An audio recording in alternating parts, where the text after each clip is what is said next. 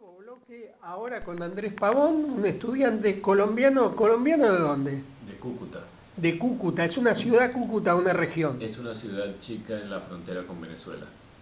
Linda zona para vivir y desarrollarse. En la frontera con Venezuela no hay ningún paramilitar cerca con toda seguridad. Hay bastante, es una zona compleja. Pues, no hay ninguna duda de eso. Bueno, en principio es una cuestión de curiosidad. ¿Por qué viniste a la Argentina? Vine a estudiar, tal vez, no sé, bastante conocido o no, el tema de la educación en Colombia, las dificultades, no solamente en la educación privada, dificultades por costos, digamos, sino también en la educación pública. También se cobra la educación pública en Colombia. Pero además de eso, esa sería como la razón por qué salí de Colombia, pero a eso se suma el porqué Argentina y bueno, tuvo que ver con varios indicios de afinidad cultural y por eso, digamos, decidí el destino.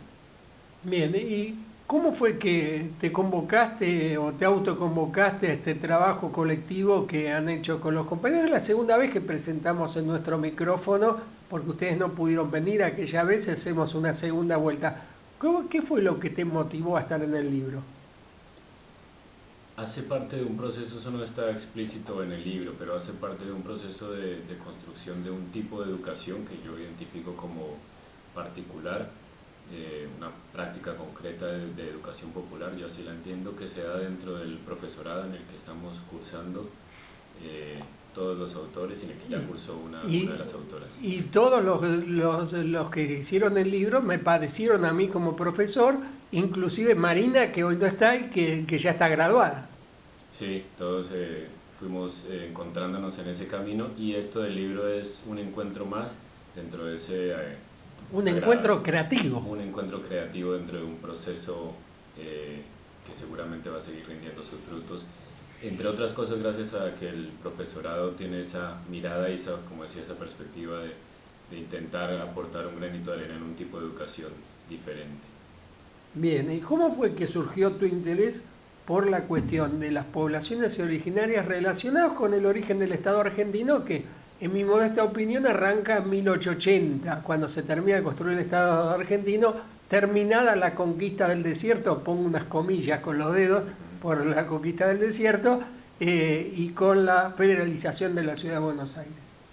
Sí, el interés específico en la temática arranca de antes, es decir, esta temática la he venido leyendo, estudiando un poco también en el caso colombiano. Arranqué con el caso colombiano por la obvia razón, digamos, de ser de ese país mi origen, y seguí reconociendo que esa temática barra problemática era un lugar común, digamos, en la historia de América Latina e incluso si pensamos en la historia de América en general, digamos, como continente. En lo concreto, una recomendación de un docente por que esta problemática la fuera examinando con mayor detalle para el caso argentino, mencionando esto, que digamos coincidiendo mejor con esto que mencionaba el profesor de la particularidad de un proceso que se da hacia finales del siglo XIX. Bien, ¿y qué fuiste descubriendo en esa investigación? O sea, en la que está en el libro, ¿no? Después en todo caso haremos relaciones con tus conocimientos de historia colombiana y de otros países. Perfecto. Sí, el hecho, digamos que me parece a mí relevante, es el de reconocer cómo detrás digamos, de lo fuerte que significa esto de lo que ya mencionaba también el profesor de la conquista del desierto, que hoy con muchos debates puede reconocer como genocidio. Un colombiano que toma mate. Sí, con mucho placer también encontré el mate, descubrí el mate viniendo acá. Y decía reconocimiento de la cuestión indígena articulada sobre prácticas de extrema violencia y por eso, repito, puede ser un debate o no si fue o no genocidio, pero ese debate como la puerta de entrada para ingresar a un problema que me parece sumamente relevante también y es la continuidad incluso en el presente de una cierta visión que desde mi punto de vista tiene mucho de racista, también de paternalista, y es la identificación de lo indígena, una identificación que entiendo que está en el sentido común, de lo indígena con el pasado. Es muy difícil no hacer esa relación directa. Lo indígena es atraso, es atávico, está en el pasado. Entonces, eso, ¿cómo lo relaciono con lo que estaba mencionando del genocidio? Es decir, sería la pregunta obvia, bueno, sin negar esa política de extrema violencia del Estado en construcción frente a las comunidades indígenas, preguntarnos también, bueno, ¿y qué pasó con los sobrevivientes del genocidio? ¿Qué pasó? ¿Qué otras dinámicas y qué otras lógicas guiaron la política estatal en relación a las comunidades indígenas? Y de esa manera, no voy a llegar a la respuesta, pero de esa manera por lo menos abro la pregunta sobre los indígenas del presente. ¿Qué encontraste en relación a qué prácticas tuvo el Estado con los sobrevivientes? Principalmente ahí en el texto, en el artículo, menciono uno de como la política más fuerte que encontré yo, ya que son muchas, muy variadas y muy complejas, y tiene que ver con la integración de esa población indígena como mano de obra asalariada, útil para desarrollar la industria principalmente del azúcar en el norte argentino. Eso fue lo que fui identificando, lo que en la teoría podría llamarse como proceso de proletarización, y que de suyo implica también un montón de prácticas que desde mi punto de vista dan cuenta del proceso de formación del Estado, pero no solamente desde las agencias estatales, sino desde otros actores intervinientes, por ejemplo en este caso los ingenios azucareros. Disculpa, que tuvieron una política intencional de incorporar sobrevivientes del genocidio indígena como trabajadores asalariados. Sí, y de incorporar mano de obra lo más barata posible. Sí. Bueno, eso no es sorprendente en un empresario, ¿viste? Claro. Y en este caso sería, claro, no encontrar nada novedoso, sino intentar un poco quitar el velo sobre lo que ya decía, bueno, no a todos los indígenas los mataron. Algunos han sido incorporados, y de qué forma han sido incorporados, bueno, de la forma en un lugar específico de sobreexplotación de su fuerza de trabajo, y eso fue ocasionando fue profundizando mejor la problemática indígena de vuelta, y ahí vuelve a aparecer como todo el tiempo la pregunta desde el presente. Bien, entonces ahí te hago una pregunta tal vez salida de tiempo y poniéndome un poco en la situación de que si yo fuera Lucas, saliendo del pensamiento marxista que considera que en el capitalismo toda forma de trabajo asalariado es explotación, existe el movimiento peronista que considera que con salarios dignos no hay explotación. El gobierno que impulsó un desarrollo del bienestar de los trabajadores inédito en la Argentina, que fue el de Perón. Si no lo podés contestar, avísame. ¿Tuvo una política particular para los sectores indígenas?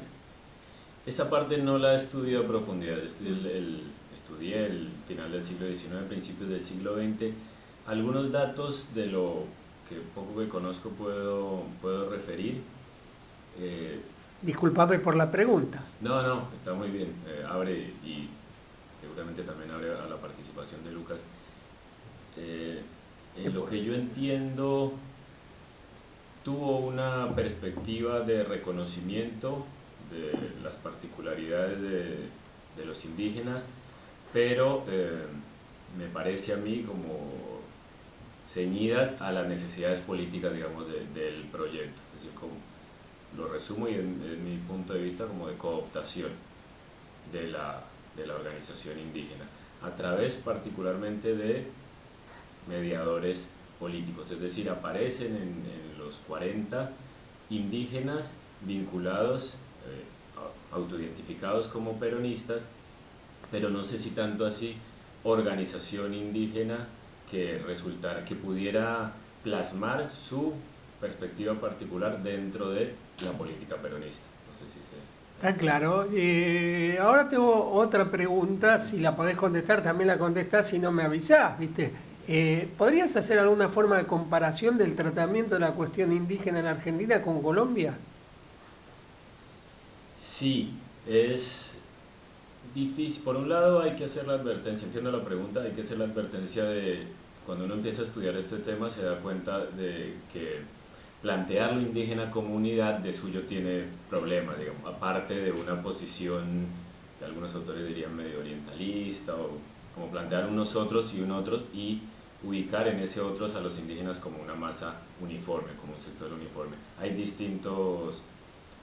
Hay muchísimas particularidades en las poblaciones indígenas, pero en general el punto de comparación tiene que ver no más allá de la cuestión de la nacionalidad de esas comunidades, de una cuestión, digamos, de esa adscripción política, principalmente con el tipo de territorios en donde estaban asentados. Por ejemplo, en Colombia hay casos en donde las comunidades indígenas se ubicaban en territorios que hacia principios del siglo XX fueron útiles, generaron cierta expectativa en términos de la potencialidad de los recursos que allí habían, y la política fue bastante similar, la política de despojo territorial. Y hay también, como digamos, ese sería el caso del sur de Argentina, y hay comunidades indígenas en Colombia, como también en el norte argentino, en donde las necesidades del desarrollo productivo implicaban el requerimiento de mano de obra, y esas comunidades indígenas fueron incorporadas, por ejemplo, y aquí traigo algo un poquito más, para ser más concreto, hay tanto en Colombia como en Argentina utilización de un dispositivo jurídico que es la ley de persecución o las normas de persecución a la vagancia, en Argentina sería como la ley de Conchavos. Vagos y mal entretenidos se llama. Vagos y mal entretenidos, tal cual. En los dos, de hecho, con la misma nominación, y esa nominación tiene una herencia colonial, en los dos países se utilizó ese mismo dispositivo para ir incorporando esa fuerza de trabajo a este sistema productivo. Y para cerrar esta cuestión, yo te diría que hay una tradición mucho más genocida en Colombia que en la Argentina. Acá hemos sido genocidas en ciertos momentos históricos, final del siglo XIX con los indígenas, la Patagonia, la Semana Trágica, la dictadura del proceso, y me parece que en Colombia hay una tradición genocida mucho mayor. Hay desafortunadamente una naturalización del uso de la violencia como instrumento de incorporación al Estado, o de tensar, digamos, o de finiquitar las tensiones propias de las relaciones sociales. Estoy siendo muy ambiguo para reafirmar esto, sí, la naturalización de la represión como política de Estado. Bueno, después del tema musical yo los voy a invitar a discutir entre todos, o sea, no sea una cuestión puramente personal, sino que vamos a hablar también del libro, pero vamos a hablar de los problemas políticos de la actualidad, porque nos quedan unos 50 minutos de programa más o menos, y vamos a hablar de lo que tengamos ganas, salvo que quieran hablar de bailantas y cosas por el estilo, que a mí no me interesa. ¿Cómo no?